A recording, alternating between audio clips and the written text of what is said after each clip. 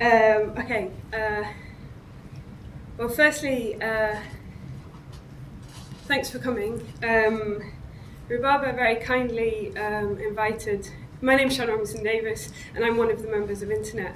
And Rhubaba very kindly invited us to come here and speak about our work, which we've kind of deferred that process and instead invited a special guest whose work that we've followed for a long time, and who we're very excited to have here today talk about his work. So I'd like to ask you if you could join me in giving a very warm round of applause welcoming the Pink Panther.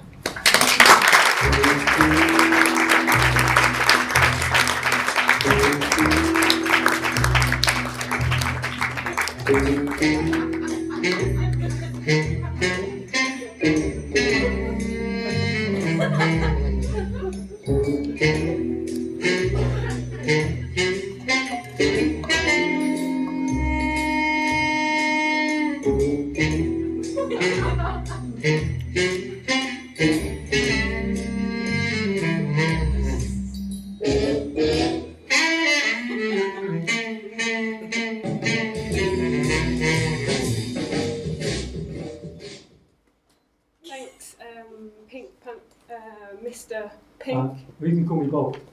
Bob, right. Or Pink Panther is fine as well. But you are the Pink Panther. Well, Pink Panther's the name of the character I played in the show. Right, so, right. Yeah. But my name's Bob. Right. But whatever's easiest for you. Okay, well maybe I'll call you Pink Panther if that's okay. That's fine, yeah. Okay, great. How come you're wearing the costume? I thought maybe you would not come. Well, it's a bit silly, really. But, you know, human beings aren't used to seeing cartoons in real life, so it often has some kind of adverse effect on them. So I didn't want to, didn't want to cause any disarray or anything today. Just for safety's sake, really. Okay, great. All right. Well, thanks for coming. Yeah, thanks for having me. It's really exciting to have you here. Obviously, one of today's themes of the symposium is fictions and imaginary worlds and how fictions might affect our everyday lives. So what we were really excited to bring you here was to talk about how the character, the Pink Panther, might have affected your life and your relationship to the character, the Pink Panther. So it's great to have you here to talk about that. We also thought that rather than me talking away for the whole time, we've actually asked people to send in questions, fans of yours, interested public, things that people wanted, questions that people had to ask you. So I hope that's okay. That sounds great. So we've actually asked them to send video questions. So maybe we can just go straight into the first question. Yeah. The first question is from Peter Walsh. Hello, Pink Panther. I always enjoyed your cartoons when I was younger, and the question that I've often thought about is, I have a very good memory of this boy in the opening credits who sort of got into this car at the beginning, and I think he put a crash helmet on, and then the car had a kind of bubble, like a very distinctive bubble on top of it, like a protective thing, like it was a racing car for salt flats or something like that. And you never really saw the boy again, and I always wondered who he was, and I was always intrigued about what his significance was there. And at the same time, I really looked up to that boy, and I thought his life must be amazing. So my question to you is, could you throw any light on how that boy got to be there, and do you know anything about him at all? Thank you very much. So I remember that introduction well. I imagine that maybe some people here don't know it so well. So maybe before we start talking about it, we could play the introduction. Okay, thank you.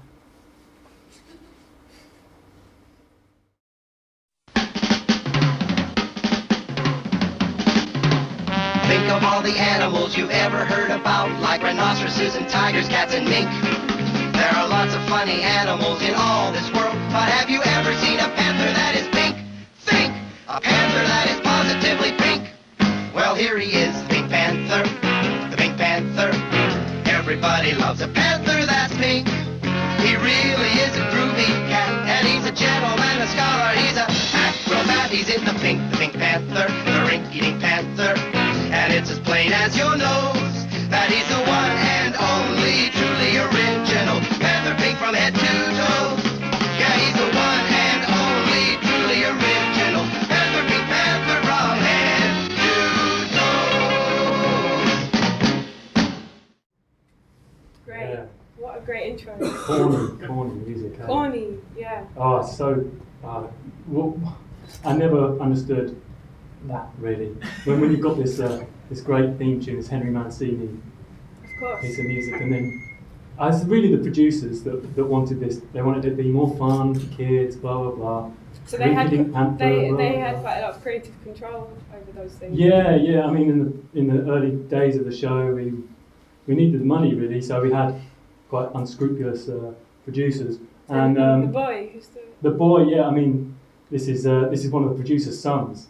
Oh, I see. There's a bit of nepotism going on in the intro. Yeah, he really wanted his son to be involved somehow, so had this idea like, yeah, we're going to get you and Clouseau in the back of the car. My son's going to drive it. The son is like 11 or 12 years old.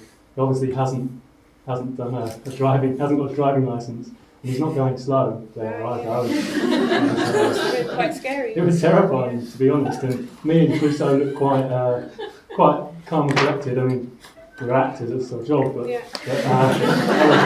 I was fearing for my life, really. Wow. But, yeah, so that's the story behind Changes it completely. it. Okay, great. Let's go to the second question from James Bond. Okay. I just really wanted to ask the Pink Panther a question about the shows. I've noticed that some of the shows have laugh tracks added, so where they dub laughter over the top of the shows, and some of them don't, and apparently that's some historical reason behind that. I'm just wondering if the Pink Panther prefers the shows with the laughter added or without. Yeah, interesting. I've noticed that. Do you know the reason for some of them having? Yeah. What it is well, this is a time when home televisions are becoming more of a regular thing in suburban homes, especially. But before that time, the way you'd encounter cartoons would be in the cinema. So you had this collected experience of hearing everyone laughing along with you as you watch the cartoon before the main feature starts. And obviously, going to TV where you haven't got that audience situation, that dubbed laughter was a way of trying to replicate that experience. And it was really an interesting time to experiment with the form of television, really. And yeah, so they were trying it with and without to see what people like best, I suppose. And which do you like best? I think I like it with best, with laughter. Sorry, I realised I didn't offer you any water. Would you like some water? Oh, fine. Okay, let's go to the next question then. Dennis Shep. Dear Mr. Panther, in the media there's recently been a lot of speculation about your sexuality, which is certainly not unrelated to your fashion style.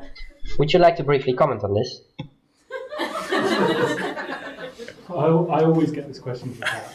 Always. Well, I'm sure there's probably some people here who might be interested. I mean, only if you're comfortable talking about it. Well, it's not that I'm uncomfortable talking about my sexuality, but it's just something that it's not quite the same for animals as it is for humans, and I don't really know how I'd explain that to you. It's just there's not really a parallel between Okay. panther sexuality. But why do you ask? Why do you say that you always get that question from cats? Because surely they would be the same with an animal. I'm a big cat. This is a domestic cat. The reason I say that is because domestic cats, they've been around humans a long time, and there's a very tactile relationship between humans and domestic cats. They're being stroked all the time. They're sitting on humans' laps. It's not exactly eroticism, but it's a sensuality. It's a sensuality that cats are picking up from humans. and vice versa as well. And this has been this has been exaggerated definitely in the last 10 years with the advent of the internet. Lots of, I mean, how many videos on YouTube are cat related? I'd like to see a pie chart of that. But yeah, it's definitely becoming. They're kind of simulating human brains. Yeah, I think so. It's fascinating. Mm. Thanks. Okay. Let's go to the next question from Netta Bacon. Mm-hmm. Okay, vamos.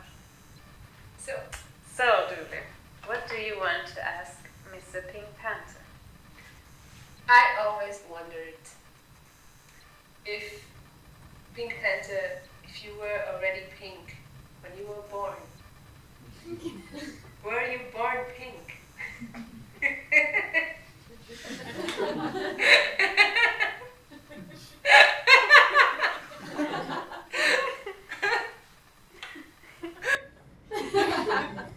Having a good time. Sorry, I got that mixed up. That wasn't Netta, that was Julia Keesig who was asking that question. So was I born pink? Yes. I mean, yeah, obviously. To pink parents, presumably.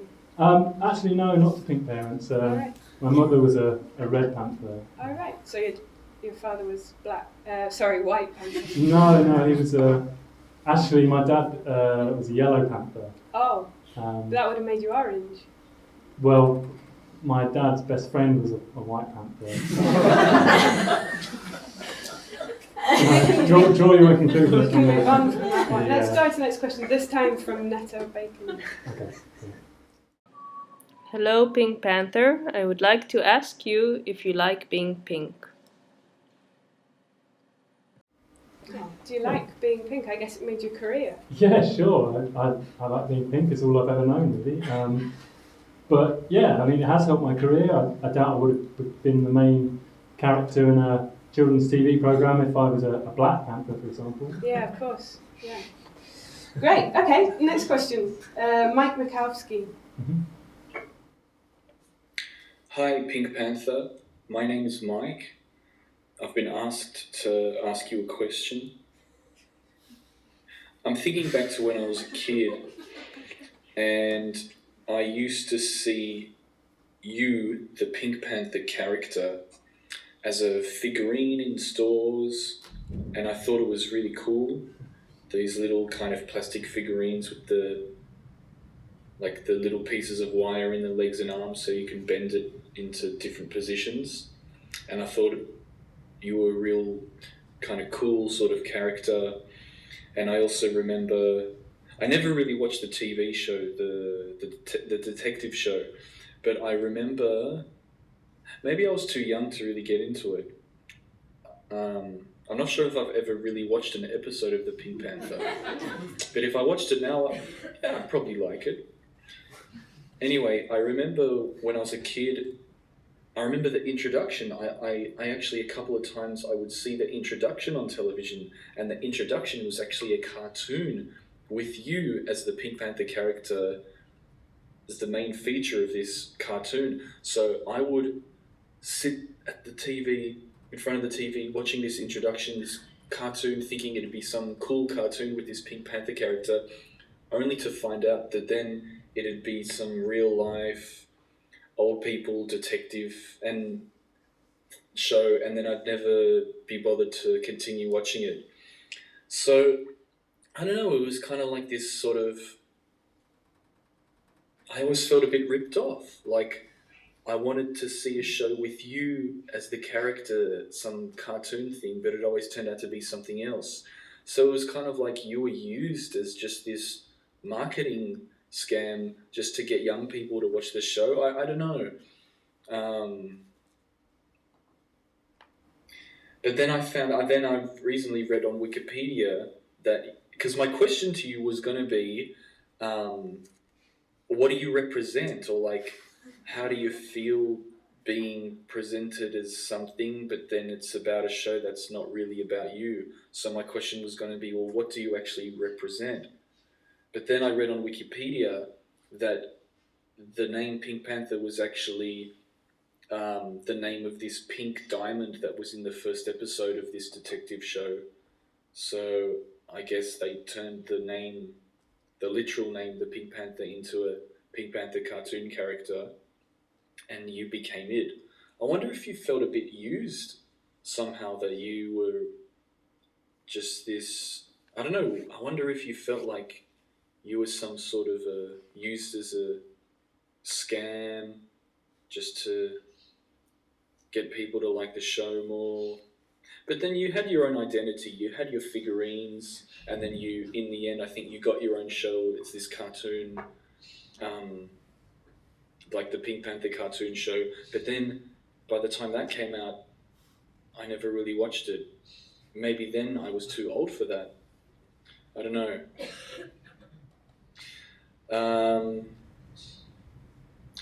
My question, my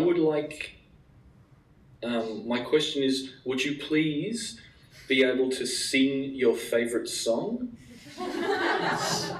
In your natural singing voice, whatever song you like. I think that would be very nice. Okay, bye.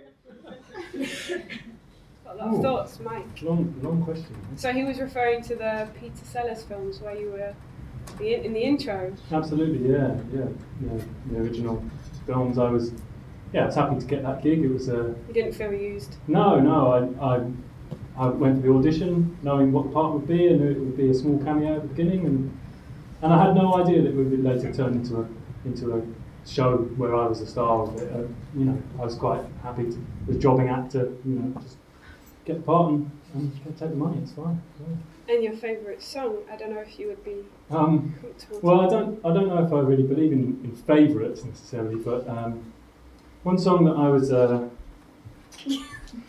recently thinking about and it's got a lot of memories associated. But I'm walking in the rain, tears are falling and I feel the pain, wishing you were here with me to end this misery, and I wonder,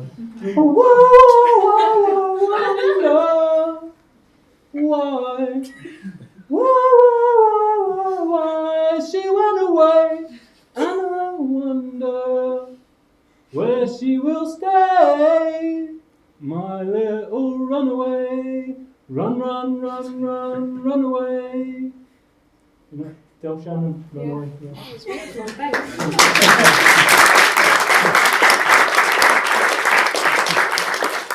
And why, could you say why it's one of your favourite songs, or why it's in your mind? Just, it holds a lot of memories of the past, quite personally. We'll go on. Okay, next question from Knitted Cat. Dear Pink Panther, can I first just say I'm a huge fan of yours. You're a real inspiration to cats of all sizes, and you're so much smarter than that clueless inspector. I wear this pink collar in your honour. My question to you is this: when will humans recognise feline superiority and worship us as gods again like they did in ancient Egypt? Your comrade in the revolution, Knitted Cat. Knitted Cat. Yeah. Well, this is something. It's a world I used to inhabit a lot more. I used to be part of the FDL. Do you know the Feline Defence League? Feline Defence League. Yeah. It's basically a group that I was never really as hardline as Knitted Cat there. I really just wanted equality. I didn't want to be worshipped, or I didn't feel like we were superiors. But I'm aware there is a faction of that group. And are you still quite active in the... No, I mean, I was active when I was younger, when I was a student, etc. And as I got older, I began to see more kind of grey areas, and I wasn't so committed to the cause, often because of these kind of extremist elements as well.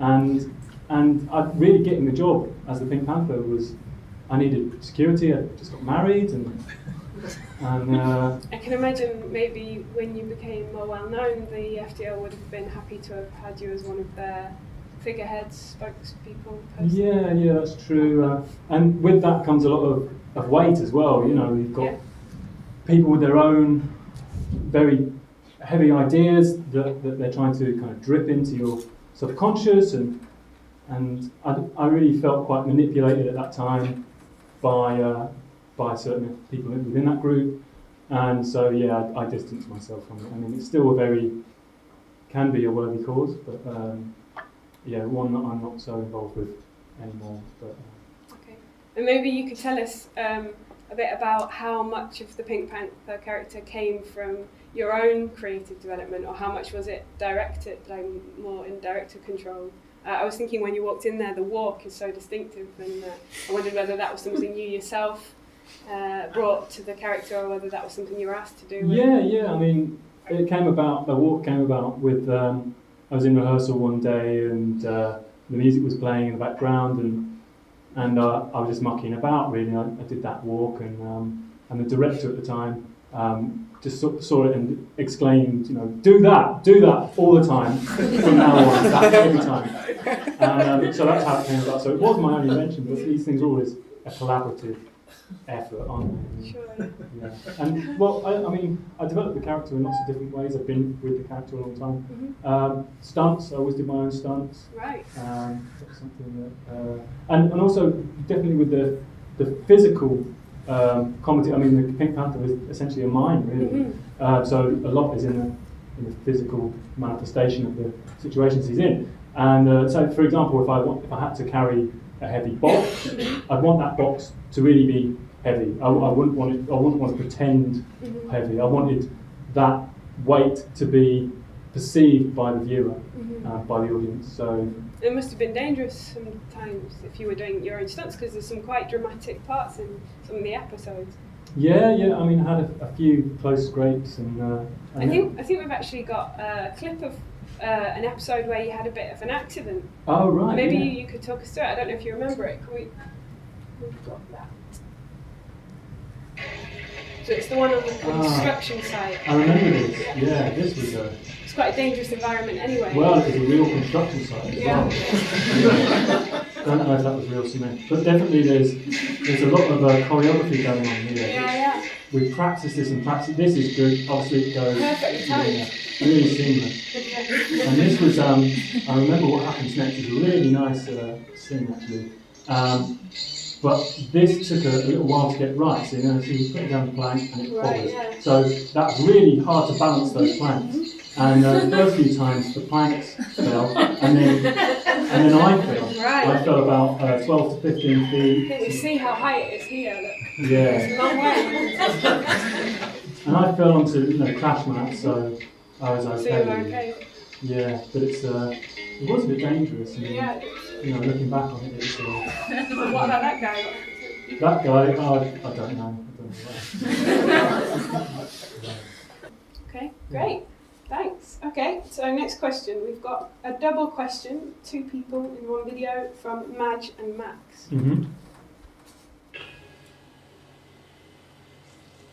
Hello, Pink Panther. Hello! I've got some questions. 2 questions.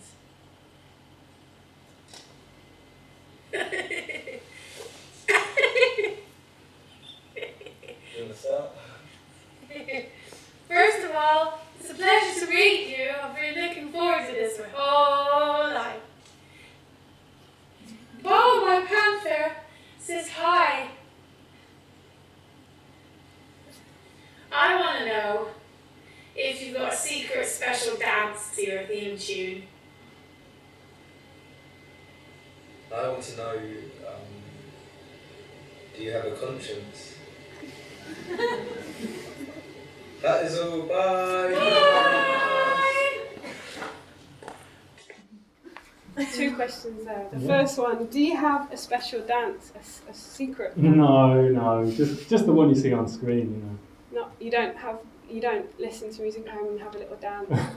No. I mean, it's my work. I wouldn't go home. Because I do sometimes. I listen to music. Do you? Yeah. Do you have a dance? Yeah, I do actually. Do you? Yeah.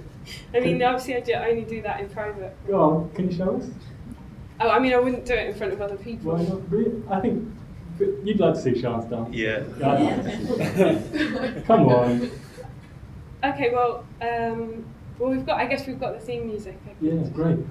Okay, it's really interesting for me to see how other people react and have the show in their lives. Okay, all right. Then, do you mind playing music again?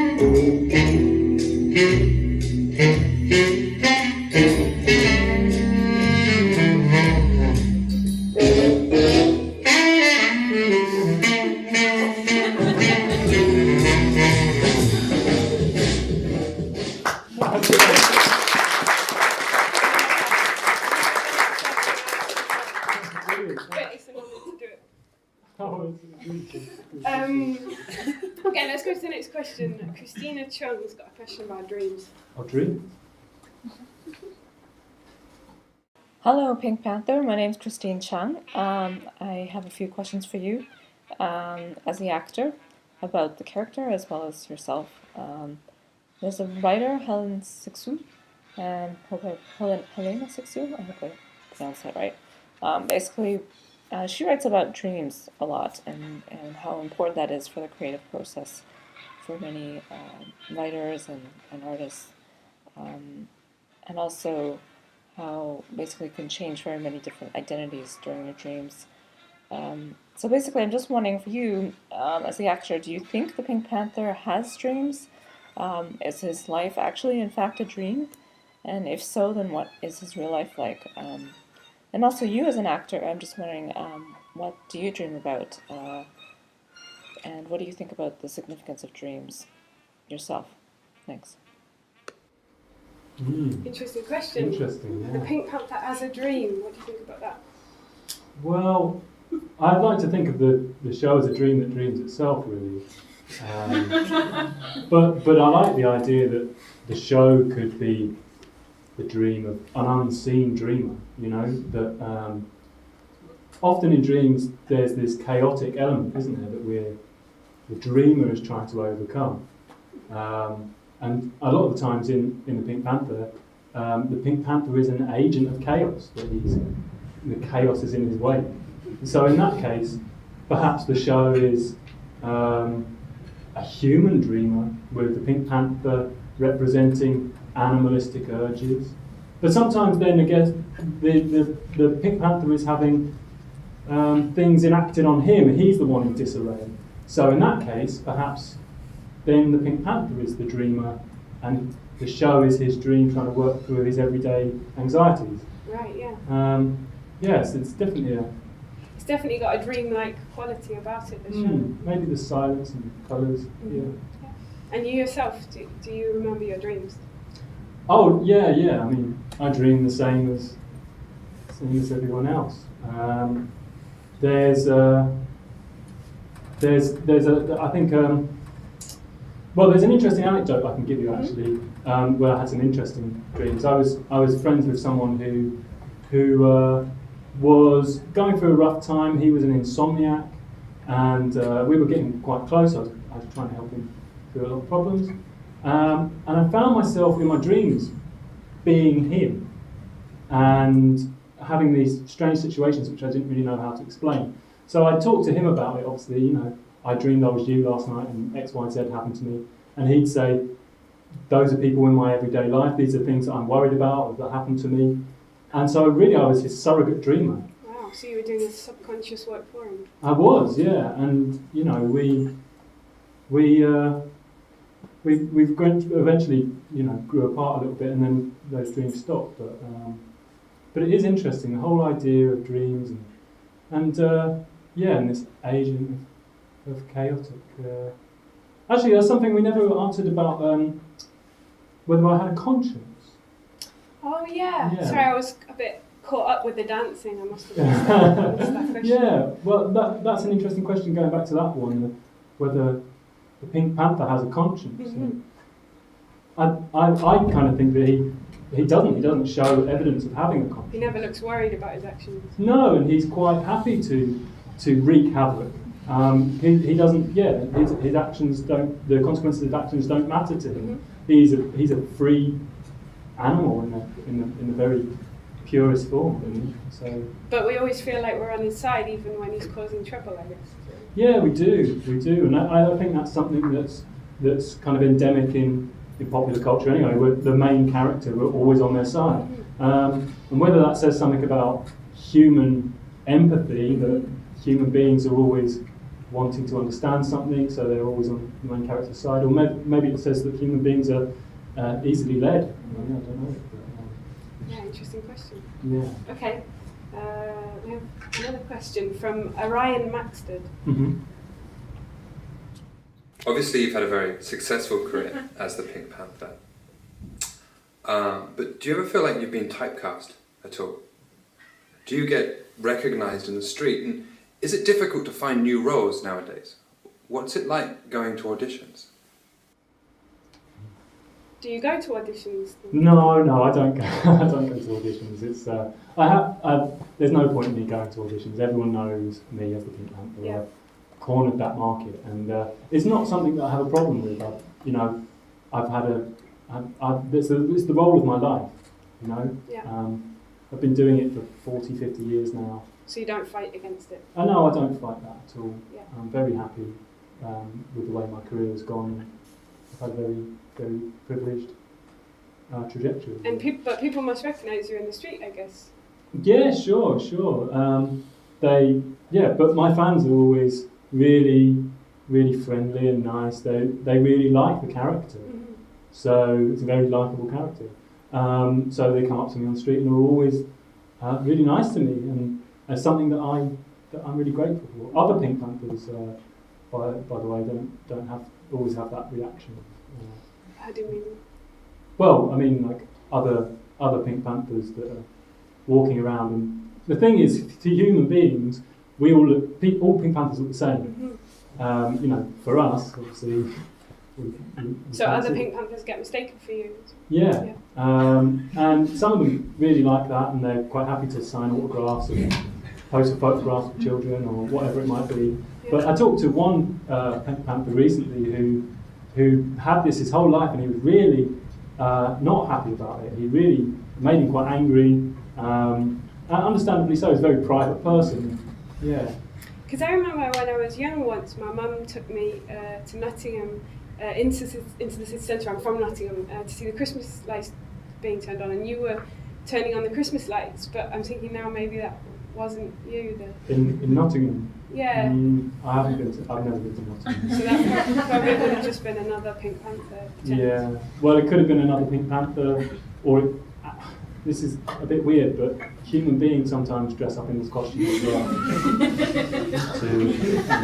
So it could have just been a human being. Yeah, it could have been a human being pretending to be me, and it's a bit creepy, and it's annoying because I could have got a little bit of money out of that. Yeah, no, me as well. Yeah, I'm sorry about that. Maybe I can ask you a question? Yeah. What's your favourite colour? Don't tell me it's pink. Yeah, sorry, it's just like a stupid thing to say. It's okay. I guess I was just thinking, like whether you ever find that, whether you feel like you ever live in the shadow of the Pink Panther, because the Pink Panther's a fictional character and such an exciting, fun, lovable character, and I wondered whether you ever feel a kind of lack of that, or like if you don't meet people's expectations, or whether that's Sure. I mean, I'm obviously not saying that you're not exciting. It's okay. But the Pink Panther's really... Yeah, he's great. Obviously, it is hard to live up to those expectations of, as you say, such a fun, exciting, witty character. But I sort of feel like I've never felt like I'm in the shadow of the character. I always feel like there's a symbiosis going on between myself and the Pink Panther character. Sometimes it's hard to tell when or where the Pink Panther ends and I begin, and vice versa as well, really. Obviously, as I say, it's the role of my life. I've lived with the character for 40, 50 years, and I live in him and he lives in me. There's elements that coexist, and this is something that even with close friends and family, sometimes they find it hard to see where the line is. Like, for example, when I first got married, my wife had seen me on television, only for a little while before we were married, but still she knew the character. And we'd moved into a new house, and I was doing the DIY, and she was sitting very quietly on the sofa reading a book, and I was going to and from through the room, collecting a ladder, going through, going back, collecting paint cans, going through, get some tools. So very much like a situation that might happen on the show. And she said, and I only found out this later, but that she had a minor sort of anxiety attack, suddenly realising, oh my gosh, I've married the Pink Panther. And, must have been uncanny. Yeah, it must have been. And sometimes even I get up in the morning and I'm brushing my teeth and I think, is this the way the Pink Panther does it? Yeah. Or is this the way I do it? Yeah. And so it's an interesting relationship I have with that character. Fascinating. Yeah. Well, can I tell you a joke? A joke? Okay. Yeah, I heard it quite recently and I think you'd like it. Right. Okay. What did the Pink Panther say when he stomped on an ant hill? Oh, go on. He said, da-dan, da-dan, da-dan, da-dan, da-dan, da-dan. Because when he's stepping on the ants, it's like he's killing them. So. Yeah. And then it fits to your theme tune as well. So like, da-dan, da-dan. Yeah, I get it, yeah. I really like that one. What about recreating a bit of one of the episodes for us? Just a little bit of a sketch, maybe. A sketch now? Yeah, just like a little bit of one of the episodes, maybe. Oh, I'm not really prepared. Just something short. I wish you told me beforehand. Yeah, no, I just. Okay, yeah, I guess I could do something. Okay, ready? Right, Yeah. what about this?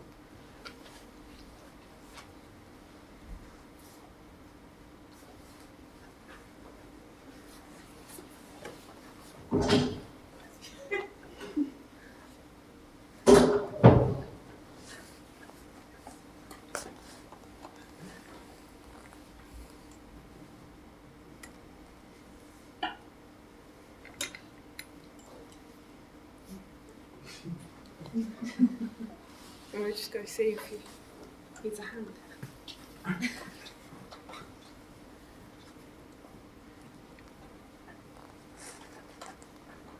Pink Panther?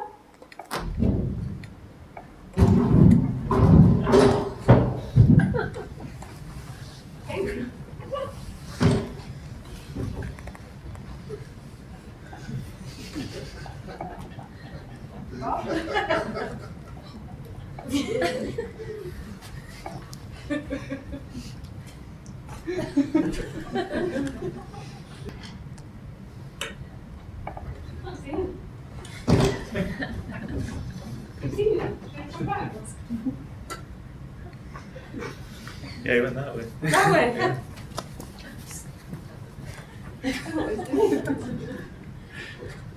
Hey?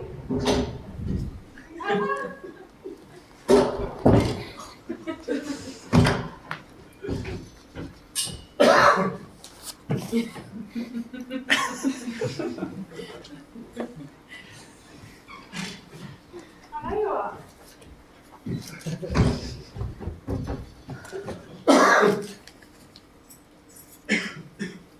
You were going to do a sketch. If you didn't want to do it, you just have to say. I mean, I could have helped you. It's my chair. Oh, that was a bit of an anticlimax, wasn't it? Well, we can't end like that. So I had this other idea that it was at the beginning when you were talking about the problem of humans not being able to see cartoons in real life. And I was just thinking, I know that you obviously don't like it, I know it's not so good to spring things on you last minute, but it will be absolutely incredible to see you, the cartoon, here today. No, What are you asking? Like, if you could show us the real cartoon No, without the costume. It's not a good idea, Siân. I mean, I think everyone here, like everyone would like to see a cartoon in real life, right? It would be exciting. And everyone here is like very liberal, open-minded. Yeah, I'm sure. I don't want to insult anyone here. I'm sure we're all very strong-minded and everything, but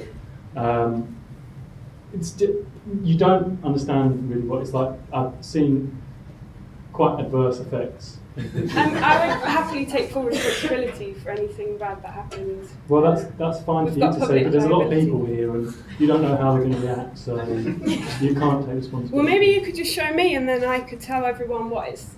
I could describe it to everyone in the room. We could just go up there, and you could stand just outside the room, and I could stand in the doorway and look, and then. Yeah, but what if someone comes past in the corridor? Well, what about one of the? You could just go behind the screen. It's perfect. I don't think you understand what the risks are. Just like maybe just in your hand or a little, just your ear. Yeah, just. You put me in a weird position. Are you quite? It would just be. Prepared? It would be like a life dream come true if I. This is being recorded, right? So Yeah. I don't want to get into any trouble. So These people are my witness that I take full responsibility for. okay, come on. Okay. Behind here. Yeah. They won't see you. Okay, I'll do my best to relate this experience. Okay, so yeah, if you just undo that bit, he's just unzipping the costume a bit. And if you just undo that bit.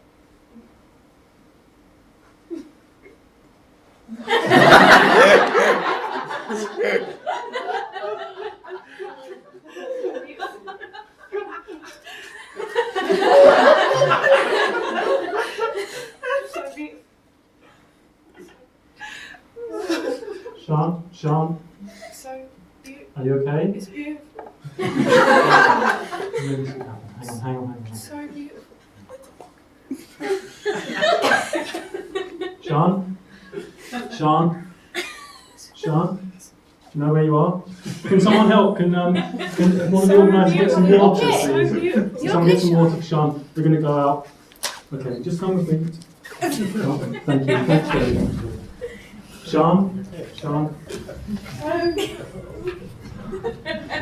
I knew this would happen.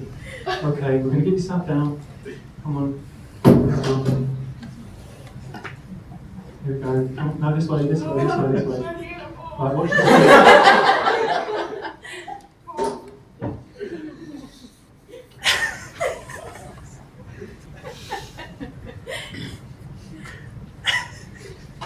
I think should be okay.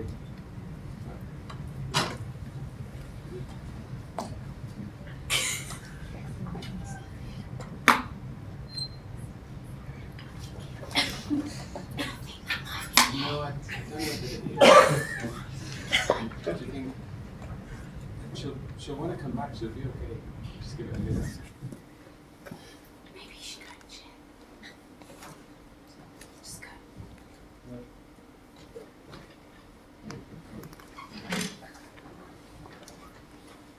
She okay? Yeah, okay, I think we'll just move on. Probably. Yeah. That's a clap.